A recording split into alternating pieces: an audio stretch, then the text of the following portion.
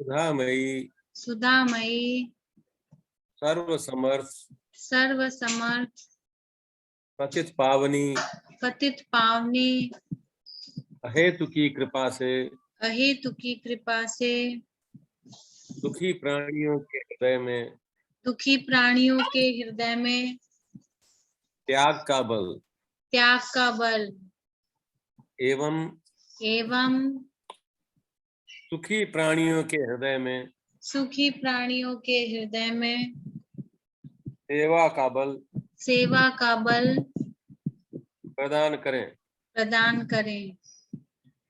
जिससे वे सुख दुख के बंधन से मुक्त हो आपके पवित्र प्रेम का आस्वादन कर कृतकृत्य हो जाएं।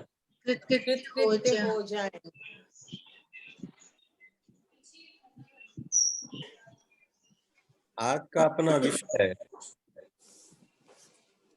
थोड़ा गंभीर है और वो ऐसा विषय है जिस पर मैं बोलने का पूरी तरह अधिकारी नहीं हूँ। प्रयास करूंगा लेकिन कुछ निश्चित कह नहीं सकता कि इसको पूरी तरह ठीक से समझा पाऊंगा। वैसे अपनी बात ये हुई थी सप्ताहांत में हम कुछ हल्का कोई विषय लेंगे और उसके साथ कुछ कहानी या कुछ जोड़ करके उसको रोचक बना देंगे, क्योंकि हो सकता है बच्चे भी उसमें ज्वाइन करें। तो विषय तो गंभीर है और आदरणीय सगसा ने आदेश दिया है तो मानना जरूरी है। कोशिश करते हैं इसी के साथ कुछ कहानी जोड़ करके इसको रुचिकर बनाने का।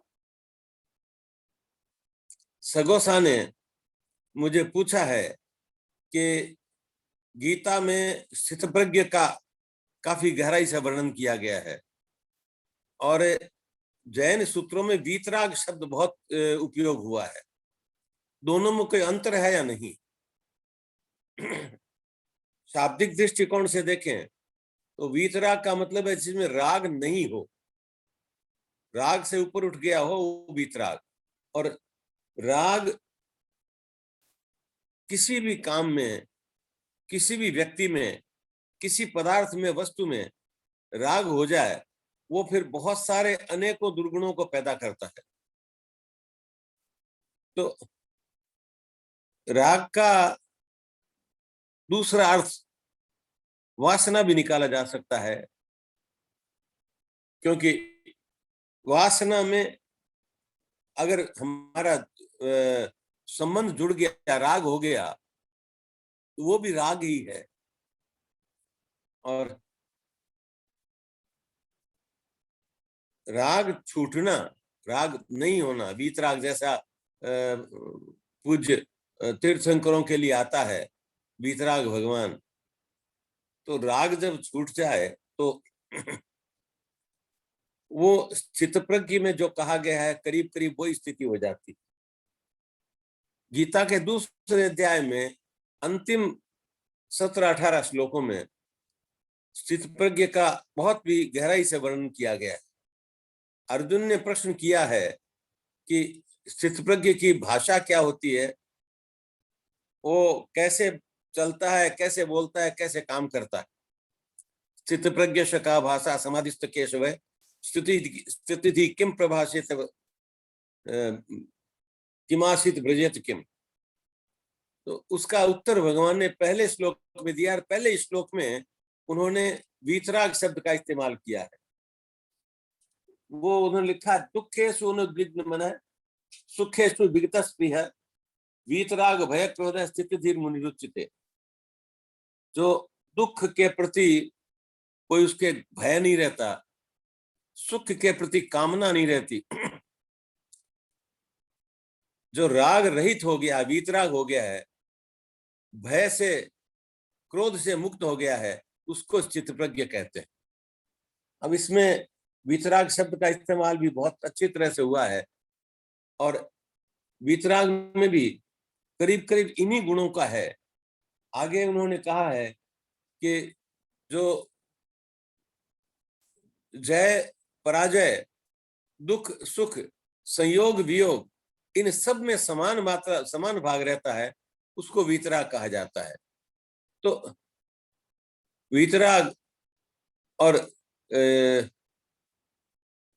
ये वही करीब करीब बात वही हो गई कि वीतरागता का श्री कृष्ण ने थोड़ा ज्यादा गहराई से वर्णन किया है, और स्थितप्रज्ञता भी, स्थितप्रज्ञ शब्द पर ज्यादा उन्होंने जोर दिया है, लेकिन वीतरागता का हमारे आगमों में काफी उपयोग हुआ है शब्द का, और बहुत ही उन्होंने इसको सुंदर भाव में लिया है। दूसरे अध्याय में कहा गया है कि यत तो यपि कौन्तेय पुरुषस्य विपश्चितः इंद्रियाणि प्रमाथीनि हरन्ति प्रसभं मन। इंद्रियां हमारी बलवान होती हैं, मतवाली होती हैं, वो मन को जबरदस्ती हर लेती है। तानि सर्वाणि संयम में युक्त आसित मत पर है वसई यस्य इंद्रियाणि तस्य प्रज्ञा प्रतिष्ठिता। उन सब को, इंद्रियों को जो हर लेता है मन को, उनको संयमित करके और एक बैलेंस्ड तरीका अपना लेता है, और जिसके इंद्रियां पूरी तरह वश में हो गई हैं, वो स्थितप्रज्ञ है। इसका थोड़ा सा एक दूसरा भी लिखा गया है, जिसके बारे में कुछ अन्य विचारों में थोड़ा भेद भी हो सकता है, लेकिन वो इसकी परिपाटी के रूप में है। उन्होंने कहा है विषया विनिवर्तन्ते निराहास्य देहिनम रसवर्धम रसोपेस्य परम दृष्ट्वा निवर्तते। इसका हम निराहार का मतलब निकालते हैं प्राय करके उपवास से, लेकिन निराहार का मतलब जो गीता में बताया गया है वो है इंद्रियों का, जिस इंद्रिय का जो आहार है उससे उसको निराहार कर देना, उससे उसको अलग कर देना। तो उस इंद्रियों को उसका जो आहार है, उसका जो विशेष आकर्षण का क्षेत्र है, कार्य क्षेत्र है, उससे अलग कर दिया, निराहार कर दिया, तो विषय की भोग की कामना तो कम हो जाती है, लेकिन एक निरसता बनी रहती है। उसके बाद भी रस वर्जन रसोप्यस्य, वो रस की जो भावना होती है, आदमी निरसता, अपनी बोरियत महसूस करता है, वो परम दृष्टि निवर्तते। जब दृष्टि पूरी तरह सम हो जाती है तब उसको पूरा पता लगता है उसका। और निंदा स्तुति में एक रहना, किसी प्रतिकूल अनुकूल परिस्थिति में एक रहना, ये सारे गुण चित्तप्रज्ञ में भी है, वीतराग में भी है। तो मुझे नहीं लगता कि वीतराग और उसमें चित्तप्रज्ञ में बहुत अंतर है, या उसमें कोई बहुत भेद वाली बात। हाँ, इसके कुछ, जैसे एक बार एक जैन संत से मेरी बात हो रही थी, तो मैंने कहा महाराज, गीता तो कहती है कि आप कामनाएं छोड़ करके, आशाएं छोड़ करके न्याय के लिए युद्ध करें, कर्तव्य मान करके युद्ध करें, और जो कर्तव्य, जो युद्ध किया है उसका प्रभाव, उसका जो फल है वो भगवान को सौंप दें, तो आप बिल्कुल निर्लेप हो जाएंगे, आपको कोई पाप नहीं लगेगा। लेकिन जैन तो इसको नहीं मानता। अगर आपने हत्या की है तो आपको पाप लगेगा। हाँ, किस उद्देश्य से किए उससे कम ज्यादा हो सकता है, लेकिन पाप तो लगेगा। तो मुनिश्री ने कहा कि नहीं, ये बात तो ठीक है, भाव रूप से दोनों में कोई बहुत अंतर नहीं है, लेकिन व्यवहारिक रूप में हम देखते हैं तो क्योंकि जैन अहिंसा पर ज्यादा आग्रह करता है, इसलिए वो हिंसा को पूरी तरह जस्टिफाई नहीं कर सकता। इसलिए उन्होंने उसको ये माना है कि पाप तो लगेगा, लेकिन बहुत कम लगेगा। एक संत के मुंह से, जैसे आज कुछ कथा पर बात करनी थी, एक कहानी सुनी थी, और उन्होंने कहा कि ये उनके किसी गुरु भाई ने अपने गुरुजी के लिए उनको बताई थी, दादा गुरु के लिए बताई थी। एक संत थे, किसी बड़े शहर में उनका प्रवचन हो रहा था, परंतु पास के गांव में एक पुजारी था मंदिर का, वो और उसकी पत्नी और उनके एक पुत्र था। वो गांव में पूजा करते थे, और जब भी कोई गांव में कोई उत्सव होता, कोई कुछ जन्म मरण विवाह कुछ होता, तो पंडित जी को कुछ भेंट दे दी जाती थी। गांव के लोग हर बार जब फसल होती थी तो कुछ उसमें से अनाज, कुछ सामान, दाल सब भगवान को भेंट करते थे, चढ़ा देते थे। तो उससे पंडित जी का काम चलता था, उनकी रोटी चलती थी आराम से। अकाल पड़ा, भूख मरने लगे, तो थोड़ी सी तकलीफ हुई। पंडित जी का लड़का बड़ा प्रतिभावान था, उन्होंने उसको भेजा कि बेटा मेरे पास अब और ज्ञान नहीं है, तुम कहीं विद्वान किसी पंडित के पास जाओ और सीख। कहते हैं वो वहां से काशी चला गया, वहां कुछ विद्वान पंडितों के संसर्ग में रहा, उनकी सेवा करी, उसकी प्रतिभा ने उनको प्रभावित किया और उन्होंने उसको रखा, रोटी भी दी और ज्ञान भी दिया। ऐसा तो रोटी तो हुई दिया ही करते थे, पुराने गुरुकुलों में रिवाज नहीं थी कि फीस लगे। वो तो बच्चे श्रम करते थे, सेवा करते थे, गायों का खेत का काम करते थे और वहीं खाते थे। जब बहुत विद्वान हो गया, कई आचार्यों से उनका संपर्क हुआ, शिक्षा ग्रहण की, बहुत विद्वान हो गया, तो उसने कहा, तो गुरुजी ने कहा कि तुम यहीं रह जाओ, ऐसे विद्वान आदमी की यहाँ जरूरत है, बहुत लोगों को शिक्षा दोगे। उसने कहा नहीं महाराज, मेरे माँ बाप बूढ़े हो रहे हैं, मैं उनके पास ही जाऊंगा। चला आया गांव में। पिता ने कहा बेटा क्यों है यहाँ, क्यों आए, यहाँ तो तुम्हारे कोई उपयोग नहीं है आने का। नहीं, मैं आप बूढ़े हो गए, मैं आपके पास ही रहूंगा, अब मैं आपकी सेवा करूंगा। माँ बाप ने शादी कर दी, बहू आ गई। अब माँ बाप तो बूढ़े थे, उनका देहावसान हो गया, बच्चे भी हो गए। एक बार बहुत लंबा अकाल पड़ा, तो पत्नी ने कहा कि देखो पूजा करनी है, पूजा तो मंदिर की मैं भी कर दूंगी, आजकल हम एक टाइम रोटी खाते हैं, अगर यही ढंग चला तो कुछ दिन में फाका हो जाएगा। और गांव वाले बेचारे कोशिश करते हैं लेकिन उनके पास भी कुछ है नहीं, तो तुम कहीं बाहर जाओ, तुम्हारे पास इतना ज्ञान है, तुम कुछ उसका उपयोग करो और कुछ कमाई करो, कुछ पैसा लाओ, तो यहाँ से हमारा कुछ रोटी चले। बहुत भारी मन से तैयार हो गया, कहा अगले दिन सुबह जल्दी चले जाएंगे मेरे लिए एक पोटली में रोटी बांध देना और चले जाएंगे। सुबह चला गांव के चौपाल तक पहुंचा, अचानक पांव में कांटा चुभा, तो पांव के तलवे के आर पार हो गया, ऊपर तक निकल गया। ब्राह्मण था तो दर्द से चीखा और वहीं बैठ के आगे चला नहीं गया। दूर से देखा तो एक आदमी शराबी चला आ रहा है झूमता हुआ, और हाथ में बोतल है, उसके भी ठोकर लगी।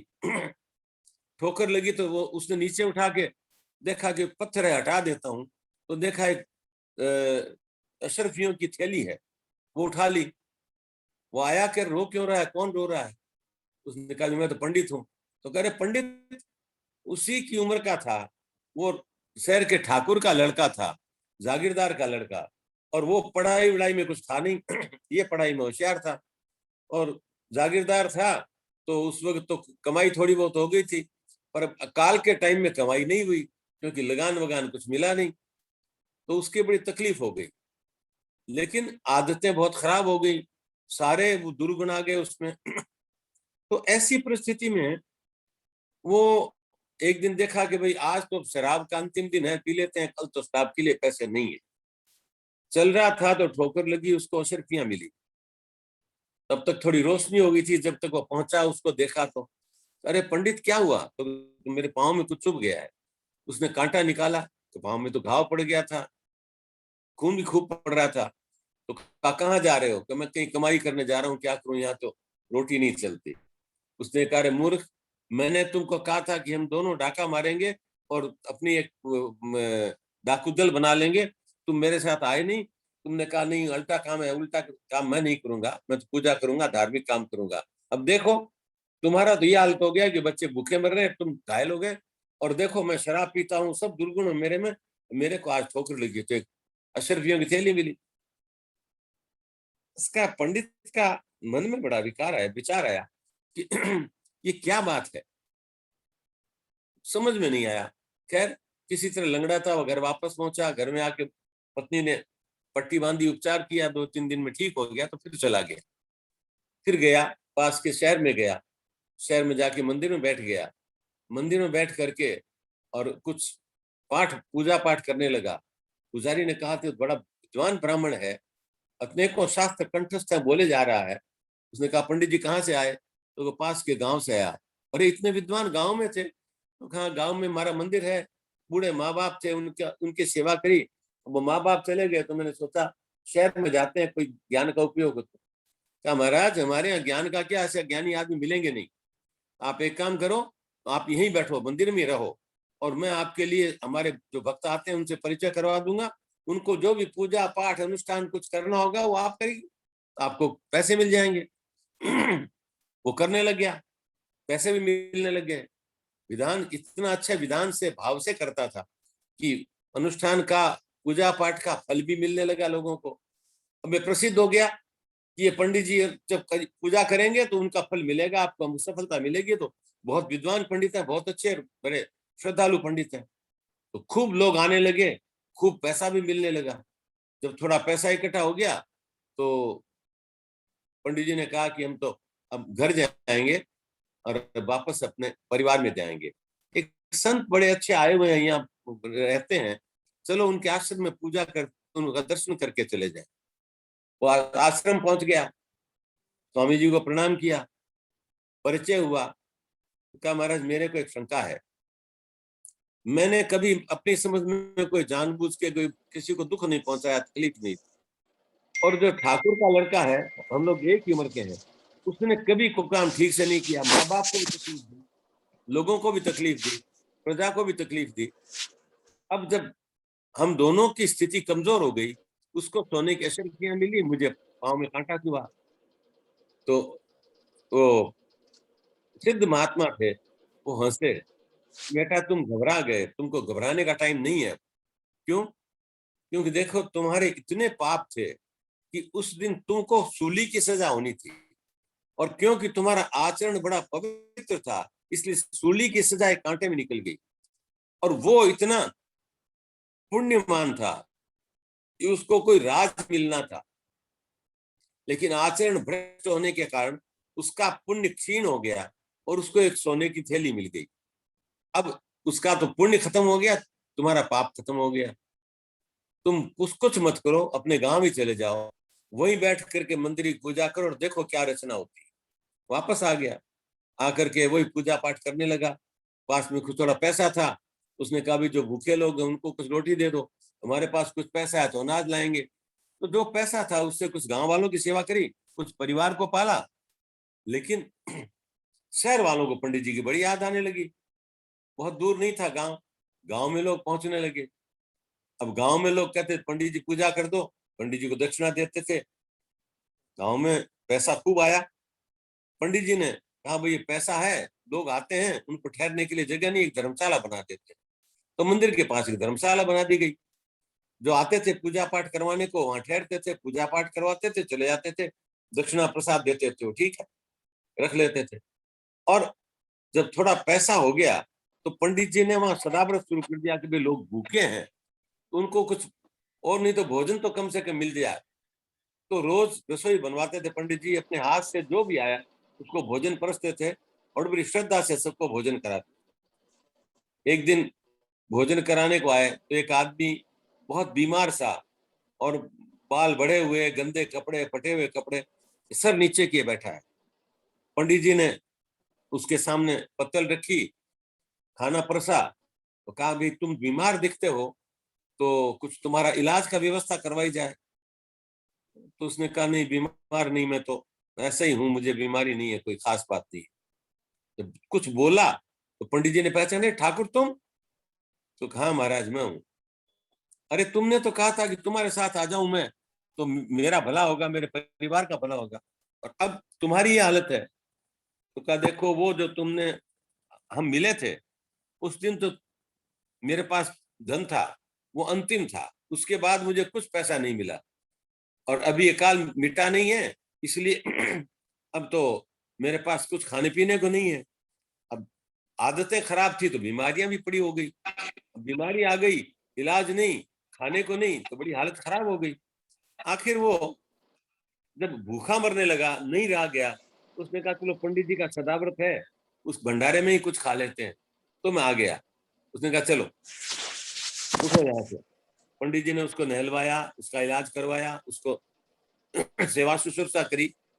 तो ये हम राग के साथ अगर हम कर्म करते हैं, उसका प्रभाव क्या होता है, और वीतराग होकर के कर्म करते हैं तो उसका प्रभाव क्या होता है, इसके बारे में उन्होंने, स्वामी जी ने एक उदाहरण दिया।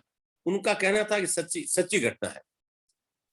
अब राग नहीं रहने से स्थित प्रज्ञता स्वतः आ ही जाती है। ये कोई ज्यादा गहराई से सोचने की बात नहीं है। मैं इस पर और ज्यादा अधिक बात नहीं करूंगा, पर क्योंकि मुझे जैन आगमों में वीतराग का क्या विस्तार लिखा है, इसके बारे में मेरा इतना ज्ञान नहीं है। तो अनधिकार चेष्टा न करते हुए मैं खाली शब्दार्थ को देखते हुए उसी हिसाब से, लेकिन जो स्थित प्रज्ञ का कहा है उसमें भगवान ने कहा है स्थित प्रज्ञ होने के बाद ऐसा ब्राह्मी स्थिति पार्थ है नैनाम प्राप्ति विमुहिति स्थित्वा श्यामंत काले भी ब्रह्मलोकम से गच्छति। अगर स्थित प्रज्ञ हो जाए तो उसको एक दिव्य दिव्य स्थिति पहुंच जाती है, उसका ब्राह्मी स्थिति पहुंच जाती है, जिसको जिसका दर्शन करना भी लाभप्रद होता है। वो कभी पाप में नहीं फंसता, जगत के नहीं फंसता, और वो उसका ब्रह्मलोक में कल्याण हो जाता है, उसका मुक्ति हो जाती है। ये दोनों ही बातों में करीब निष्फल फल करीब करीब एक ही हो रहा है, इसलिए हमको इसे मेरे विचार से कोई बहुत कंफ्यूज करने की जरूरत नहीं है। वीतराग भगवान के गुणों में भी जितना मैंने सुना है संतों के प्रवचनों में, वही आता है करीब करीब। उनको कोई अनुकूलता में कोई लगाव नहीं, प्रतिकूलता में कोई दुख नहीं, विजय में कोई खुशी नहीं, पराजय में कोई दुख नहीं, कोई कोई शत्रु नहीं, कोई गहरा मित्र नहीं, सारे के सारे अपने हैं, सबका भला चाहें, सबका भला करें। अब यही जो वीतराग भगवान के गुण है, यही स्थितप्रज्ञता के गुण इसमें लिखे हैं। लेकिन गीता में एक बात और है, उसके बाद ये दूसरे अध्याय का है, तीसरे अध्याय के कर्मयोग में ये पहला श्लोक है। उसमें ही अर्जुन ने कहा है कि महाराज आप तो कहते हो ज्ञान बड़ा महान है, ज्ञान से स्थितप्रज्ञ होकर के आदमी का कल्याण होता है, तो मेरे को युद्ध में क्यों झोंक रहे हो? तो यहाँ जो थोड़ा जो बात है उसको तात्विक रूप से समझने की बात है। भगवान कृष्ण ने कहा था कि राग के बिना, द्वेष के बिना कर्म किया हुआ है उसका पाप नहीं लगता। लेकिन क्योंकि हम जिंदा है, जिंदा रहना ही है, अर्जुन ने तो एक जगह कहा है कि महाराज मैं भीख मांग लूंगा लेकिन अपने लोगों को मारूंगा नहीं, ये पाप नहीं करूंगा। तो भगवान कृष्ण ने कहा कि अपने किसके हैं भाई? अपने तो किसी के है ही नहीं। रिश्ते अपने शरीर के रिश्तों को अपना बता रहे हो। और दूसरा ये है कि तुम्हारा कर्तव्य है न्याय की स्थापना, तुम्हारा कर्तव्य है बुरे लोगों को दंड देना, क्षत्रिय हो राजा हो तो तो तुमको अपना काम उसी भाव से करना चाहिए। और जैसा मैंने बताया था, भगवान ने महाराज जनक का उदाहरण दिया है। महाराज जनक के पास एक संत आए और उन्होंने कहा कि महाराज हम लोग कहते हैं कि विदेह राज है, आपका कोई दुनियावी चीज में किसी में कोई राग द्वेष नहीं, संपर्क नहीं, लगाव नहीं, तो यहाँ इतना बड़ा राज करते हो, इतने आलीशान महल में रहते हो, लोगों की न्याय भी करते हो, उनको पुरस्कार भी देते हो, दंड भी देते हो, ये कैसे करते हो? तो राजा ने नकली गुस्सा दिखाया, एक प्याला लाओ उसमें पानी भरो और उसको हाथ में दे दो और उसको बोलो 4 आदमी नंगी तलवार लेके जाएंगे, जहां ये पानी गिरा दे नीचे वहीं उसका गला काट दो। और इशारा कर दिया अपने सैनिकों को, गला नहीं काटना, तुम ले जाओ इसको। वो पूरे बाजार में घूम लिया, पूरे शहर में घूम लिया, वापस आया तो राजा ने कहा कि गिरा नहीं पानी? तो हमारे बिल्कुल नहीं गिरा। बड़ी अच्छी बात है। अब ऐसा है कि जब तुम पानी लेकर के गए थे तब वहां बाजार में बहुत अच्छे अच्छे दुकानें थी, बड़ा अच्छा व्यापार सौदा हो रहा था, एक जगह नृत्यशाला में नृत्य हो रहा था, बड़ा अच्छा संगीत गाया जा रहा था कई जगह, आपने क्या सुना, क्या देखा, मेरे को बताओ। वो कहने लगा, महाराज मैंने कुछ नहीं देखा, मुझे तो मौत दिख रही थी, इसलिए मैं पूरा ध्यान इस पानी के कटोरे पर रखा हुआ था और नीचे ध्यान रख रहा था कहीं ठोकर न लगे, कहीं हिल न जाए, कहीं पानी गिर न जाए। राजा ने कहा, मेरा आपको जवाब था, वो मिल गया आपको। जब आप इतने मृत्यु के भय से अपने कटोरे में ध्यान रखते हैं, इतने सारे दुनिया के आकर्षण है, उनमें आपका कोई लगाव नहीं रहता। अगर उसी तरह मृत्यु का आभास रहे और फिर उसके बाद आप कोई लगाव आप में रहेगा ही नहीं, अगर मृत्यु के आप इतना गहराई से समझोगे तो राजा जनक के बारे में और भी कई ऐसे उदाहरण आते हैं। एक मेवाड़ के महाराणा के परिवार के एक कवि थे, उन्होंने तो एक पद लिखा है, अमीर खा मोटी बात मरबो जानबो, मरना सीखना बहुत बड़ी बात होती है। एक और जगह कबीरदास जी ने लिखा है, संतो जीवत ही करूं आशा। और ये भजन मुझे मेरे दादाजी ने सिखाया, जो एकदम निष्ठावान जैनी थे। निष्ठावान का मतलब नहीं कट्टर थे इतने कि वो दूसरे को बुरा माने, बड़े उदार थे। जो जैन की विशेषता है, अनेकांतवाद का मतलब यही है, लेकिन वो थे अपने सिद्धांतों के दृढ़ थे। उन्होंने कहा, देखो कितनी बढ़िया श्लोक है, तुम याद करो इसको पद को। और उन्होंने मेरे को कहा, गा के सीखो। तो संतो जीवत ही करूं आशा, मुए मुक्ति गुरु कहे स्वार्थी, झूठा है विश्वासा। हम मृत्यु के बाद मुक्ति की बात करते हैं और इधर कबीरदास जी कहते हैं कि वो झूठा विश्वास है। जीवत समझे जीवत बूझे, जीवत हो भ्रम नासा, जीवत मुक्त भय जे जन तही मुए हूं मुक्ति निवासा। कबीरदास जी ने इसमें आगे कहा है, आदमी जीवता ही समझ बूझ सकता है, जीते में भ्रम का नाश होता है। तो इसलिए मुक्त भी जीते ही होना जरूरी है, जीते ही मुक्त होने के बाद मुक्ति होती है। ये हमारे थोड़ा गहराई से सोचते हैं तो जैन आगमों में जो लिखा है, तीर्थंकरों को कैवल्य ज्ञान पहले हो गया था, शरीर बाद में छूटा, तो मुक्ति उनकी पहले हो गई थी, शरीर बाद में छूटा। यही बात कबीरदास जी ने कही है, मन से बंधन मन से मुक्ति, मन का सकल विलासा, जो मन भयो जीवत ही बस नहीं, तो देवे तो बहुत त्रासा। मन से ही सारा बंधन है, मन से ही मुक्ति है। अब जीते जी अगर मन भी कंट्रोल नहीं हुआ, मन नियंत्रित नहीं हुआ, तो वो मुक्ति नहीं जाने देगा, बहुत तकलीफ में डाल देगा, मुक्ति में त्रास में डाल देगा, मुक्ति में नहीं जाने देगा। तो ये एक इसका साधारण सा स्पष्टीकरण है कि हम अगर आचरण शुद्ध पवित्र रखें, उसमें अगर भूल भी होती है तो उसका हमको इतना दोष नहीं लगता।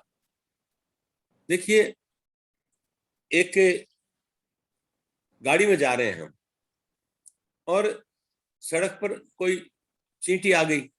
अब गाड़ी में चींटी तो नहीं दिखती है, चींटी दब गई, मर गई। लेकिन एक होता है कि चींटी का यहाँ बिल है, हमने उसके ऊपर ये गैमेक्सिन डाल दिया और कुछ दवाई डाल दी कि ये सब चीजें खत्म हो जाए। इन दोनों में फर्क होता है। तो सहज में निर्लिप्त भाव से अगर कर्म होता है, वो निराशी निर्ममो भूत्वा होता है, तो उसमें कोई पाप नहीं लगता। ये गीता की मान्यता है और कुछ कुछ यही मान्यता में अपना जैन भी वहां गया है।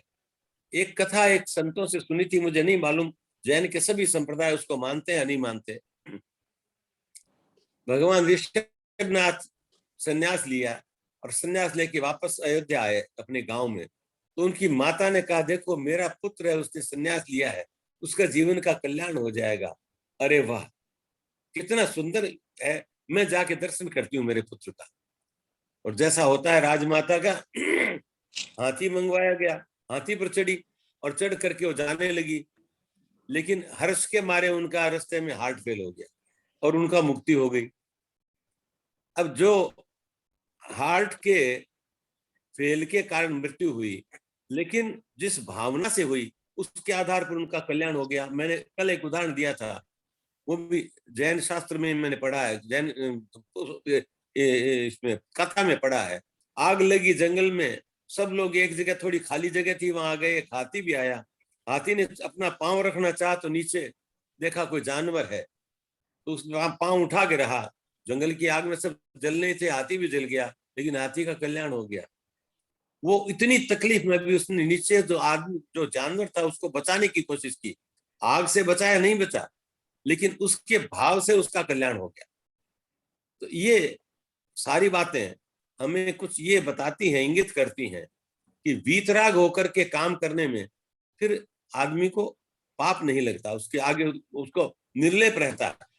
और यही बात स्थिति प्रज्ञा के साथ है कि जैसा अभी बताया, ऐसा ब्राह्मी स्थिति पार्थ है, ये ब्राह्मी स्थिति है। तो इसको पा करके फिर कल्याण हो जाता है, कुछ बंधन रहता नहीं है। स्थित प्रज्ञ और इसमें मेरे विचार से बहुत अंतर नहीं है। हाँ, और गहराई से सोचे तो हो सकता है कहीं कहीं कुछ डिग्री का फर्क है, लेकिन फिर भी और जितना गहरा सोचेंगे, मुझे लगता है वो हमको साम्यता साफ स्पष्ट दिखेगी। एक बात और है, मैं जितना जिस अन्य धर्मों के बारे में जानता हूं, जो धर्म विशेषकर भारत में पैदा होने वाले धर्म, जैन है, सनातन है, ये इनमें एक विशेषता है, इनके मूल तत्व में बहुत ज्यादा भेद नहीं है। जिसने अहिंसा पर ज्यादा जोर दिया वो जैन हो गए, जिन्होंने कर्तव्य पर ज्यादा जोर दिया वो कर्मयोगी हो गए, या जिन्होंने मन की शांति पर जोर दिया वो बौद्ध हो गए। हाँ, जो विदेशों में पश्चिम के धर्म है, चाहे इस्लाम हो चाहे ईसाई हो, उनके धर्मों में कुछ बातें ऐसी आती हैं जिनको हम स्वीकार नहीं कर सकते।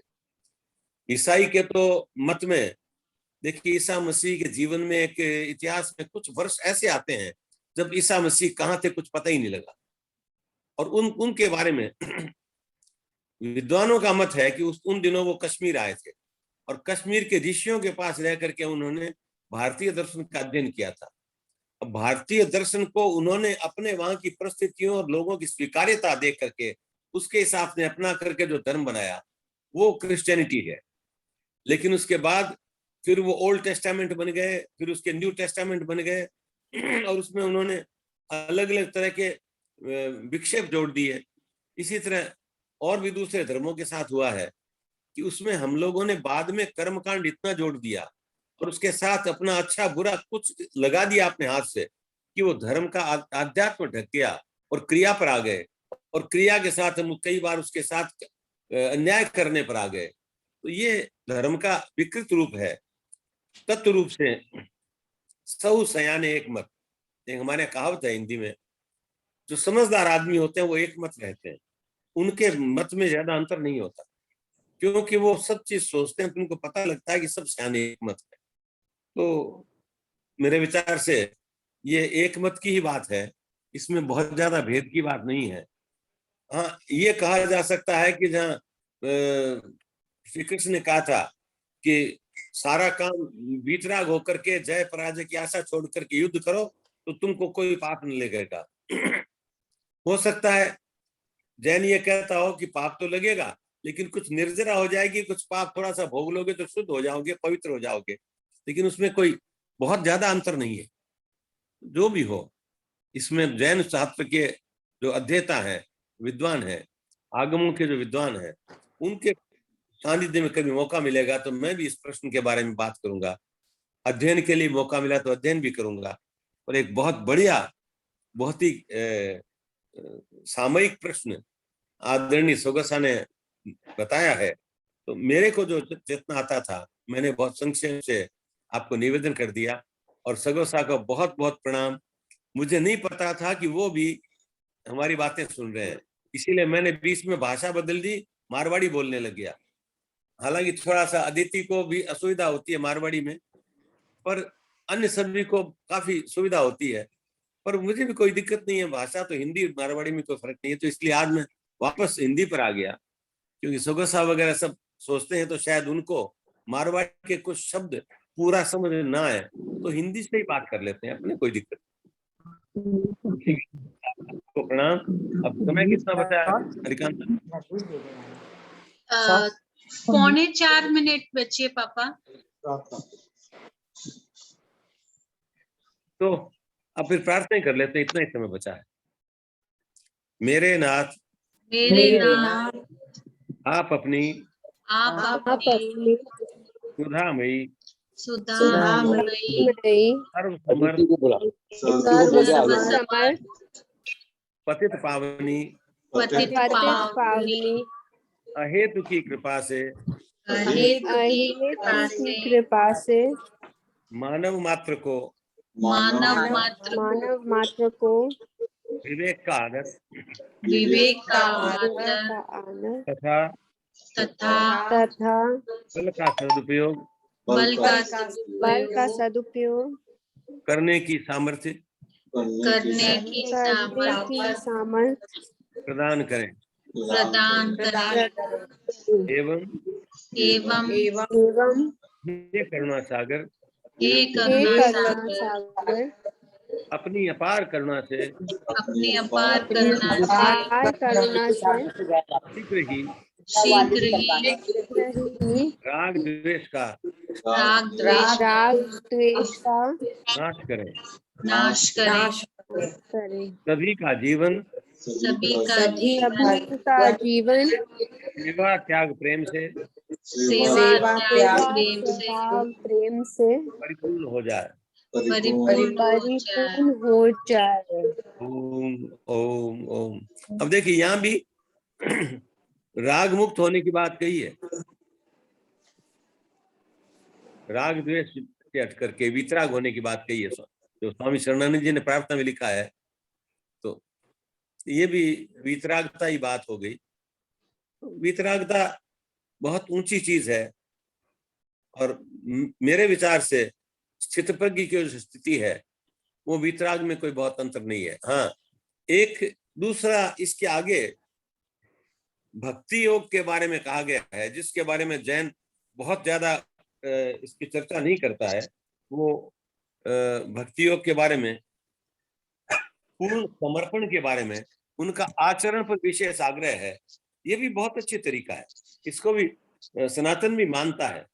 लेकिन इसके अलावा उन्होंने एक तरीका और बताया समर्पण का, वो भी एक तरीका है, उस पर फिर कभी बात करेंगे। तो ये बहुत अच्छी बात है।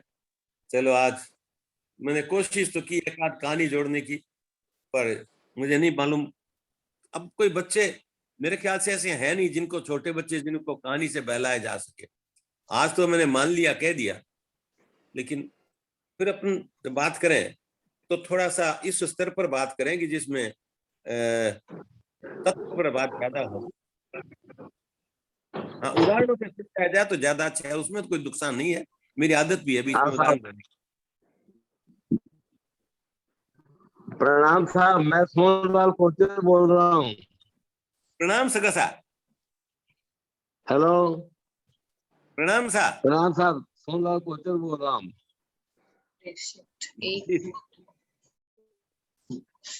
आपका 2 दिन से सेवा भाव के ऊपर आपके जो भी विचार सुनने को मिले, मुझे बहुत अच्छा लगा। करते थे कई दफा कि नेकी कर दरिया में जा, सेवा